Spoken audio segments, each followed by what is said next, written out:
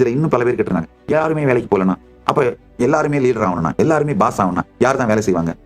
அட லூசுங்களா, உலகத்துல இருக்க அத்தனை கோடி பேரும் நான் சொல்றதை கேட்கிற அளவுக்கு புத்திசாலிங்க இல்லையா? கேட்கிற புத்திசாலிங்க லீடரா மாறுங்கப்பா, அவ்வளவுதான். ஆழ்ந்து கேளுங்க.